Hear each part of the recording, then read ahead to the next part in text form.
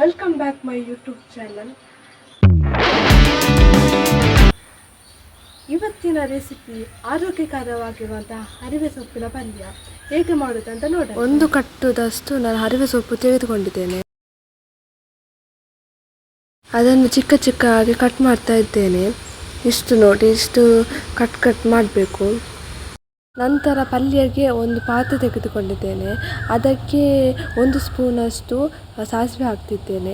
ನಂತರ 2 ನಾನು ಕರಿಬೇವಿನ ಸೊಪ್ಪು ಹಾಕ್ತಿದ್ದೇನೆ. ನಂತರ 1 ಸ್ಪೂನಷ್ಟು ಜೀರಿಗೆ. ಸ್ವಲ್ಪ ಫ್ರೈ ಮಾಡಬೇಕು.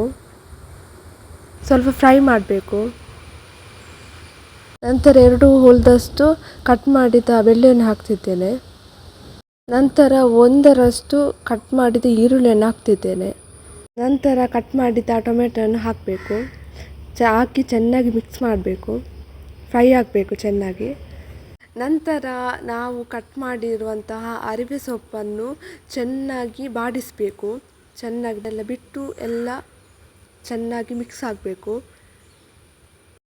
ನಂತರ 1/2 ಸ್ಪೂನಷ್ಟು ಅರಶಿನ,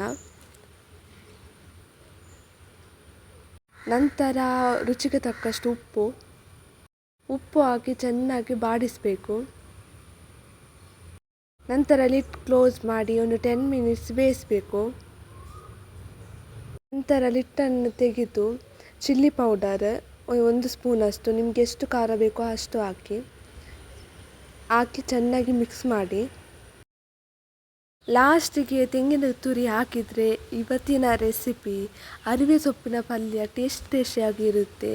ನೀವು ಕೂಡ ಮನೆಯಲ್ಲಿ ಟ್ರೈ ಮಾಡಿ ಅಂತ ಹೇಳ್ತಾ ಇವತ್ತಿನ ವಿಡಿಯೋ ಇಲ್ಲಿಗೆ ಸ್ಟಾಪ್ ಮಾಡ್ತಾ ಇದ್ದೇನೆ.